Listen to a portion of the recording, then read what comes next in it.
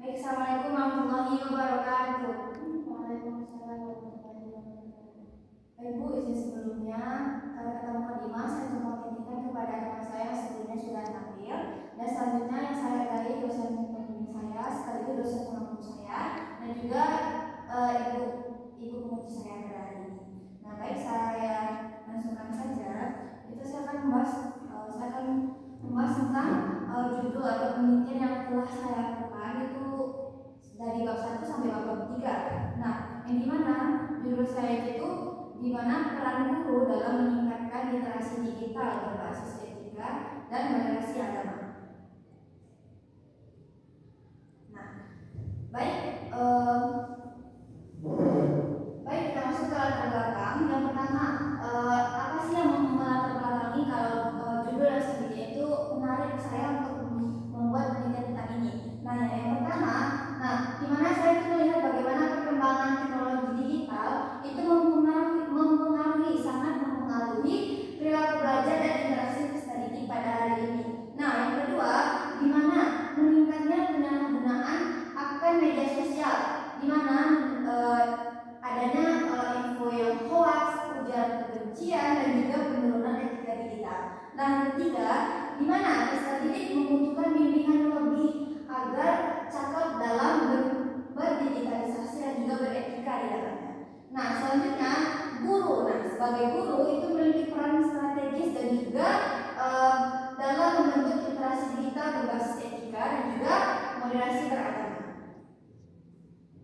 Nah, rumusan masalah yang saya angkat di sini yang pertama itu tuh bagaimana sih peran guru dalam membimbing dan juga bagaimana peran guru itu dalam membimbing peserta didik menggunakan teknologi digital secara bijak. Dan yang kedua itu bagaimana peran guru itu menanamkan nilai etika digital dan dalam beraktivitas daring. Jadi maksudnya itu bagaimana sih guru itu menanamkan nilai-nilai digital dalam aktivitas media sosial mereka. Dan yang ketiga itu bagaimana integrasi nilai moderasi beragama dalam literasi digital. Dan yang keempat itu apa tantangan yang dihadapi oleh seorang guru dan bagaimana strategi yang digunakannya dan juga cara mengatasinya. Nah, tujuan penelitian saya itu yang pertama itu bagaimana mendeskripsikan peran guru dalam meningkatkan literasi digital, bagaimana siswa itu dalam berliterasi digital. Yang kedua itu bagaimana mengkaji upaya dalam penanaman etika digital oleh seorang guru. Nah, yang ketiga itu bagaimana mengidentifikasi atau apa saja tantangan dan solusi yang dihadapi oleh seorang guru. Nah, itu tujuan penelitian yang saya tetapkan. Nah, saya menggunakan metode penelitian yang pertama, jenis dan juga metode penelitian saya itu menggunakan pendekatan yang kualitatif, di mana mendeskripsikan dengan metode studi perpustakaan. Yang kedua itu sumber dan teknik. Nah, pengumpulan data saya itu menggunakan sumber data berasal dari buku akademik, jurnal ilmiah, dan juga regulasi resmi dan dokumen yang relevan. Nah, yang ketiga itu adalah teknik analisis data. Nah, analisis data yang saya gunakan itu dilakukan melalui beberapa tahap, yaitu reduksi data untuk menyaring informasi penting dan kategorisasi berdasarkan tema. Nah, lanjut. Nah, landasan teori. Yang pertama itu landasan teori saya itu peran guru, di mana peran guru itu pasti mendidik, membimbing dan juga memfasilitator peserta didik. Nah, yang ketiga itu literasi digital. Apa sih literasi digital itu? Akses, evaluasi, komunikatif dan juga keamanan digital. Yang ketiga itu adalah etika digital, di mana tanggung jawab, kejujuran juga sopan santun, privasi dan juga tentunya. Lanjut kepada moderasi beragama yang ada itu toleransi, keseimbangan dalam beragama dan juga anti ekstrim. Nah, penelitian saya itu ada juga. Yang pertama saya mengambil dari buku yang ditulis oleh Alim, tahun terbitnya itu 2021, di mana inti dari buku itu saya dapatkan bahwa buku itu berperan penting dalam membentuk sikap dan juga karakter digital peserta didik melalui keteladanan dan juga kebiasaan sehari-hari. Nah, yang kedua itu adanya buku karya Hashim dan juga Suprapto itu tahun 2020, di mana mereka menjelaskan bahwa literasi digital itu berbasis etika, membantu siswa menyaring informasi yang perlu dan juga yang tidak perlu, dan berperilaku bertanggung jawab di ruang digital, artinya di ruang Instagram, TikTok, dan juga hal yang lainnya. Dan yang ketiga ada Budi Lianto tahun 2021. Nah, dia menuliskan bahwa inti dari buku itu integrasi moderasi beragama dalam pendidikan efektif menumbuhkan sikap toleransi dan juga mencegah ekstremisme agama. Nah, baik, masuk kita pada kesimpulan. Dapat saya simpulkan bahwa penelitian saya yang dari bab 1 sampai bab 3 ini masih kesimpulan yang awal, bukan kesimpulan akhir karena penelitian belum selesai. Nah, kesimpulan awal yang dapat saya simpulkan bahwa penelitian itu menegaskan urgensi peran guru dalam literasi digital yang beretika dan juga modern, di mana peran guru itu sangat mempengaruhi bagaimana peserta didik itu dalam menggunakan sosial media. Dan yang kedua, itu menggunakan pendekatan yang kualitatif tentunya. Saya menggunakan metode kualitatif untuk membuat penelitian saya ini dengan menggunakan buku dan juga jurnal yang lainnya. Dan yang ketiga, itu diharapkan menghasilkan kerangka pemikiran sebagai dasar penguatan pendidikan Islam di era digital.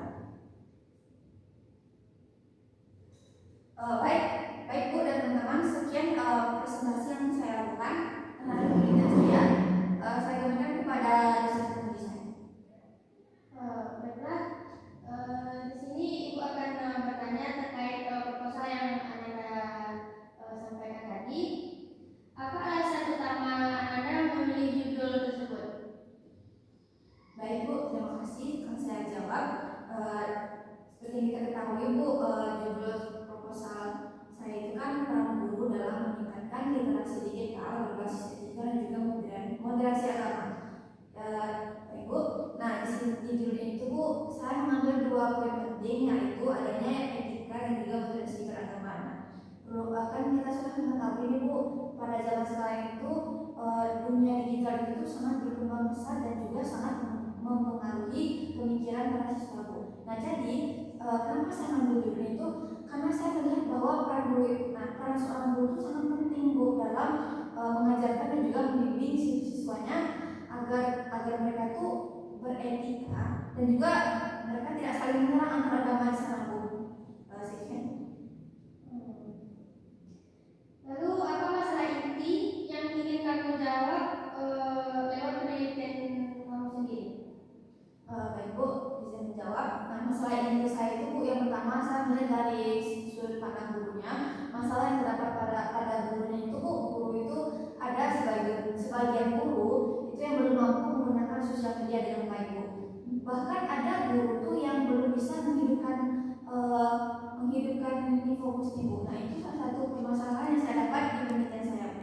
Dan yang kedua, kalau dari peserta didiknya Bu, itu mereka para siswa itu iya bisa menggunakan HP Bu, tapi mereka itu belum tentu bagaimana menggunakan media sosial, mengomentari sesuatu itu belum bisa sesuai dengan akidah dan juga kaidah-kaidah sosial Bu.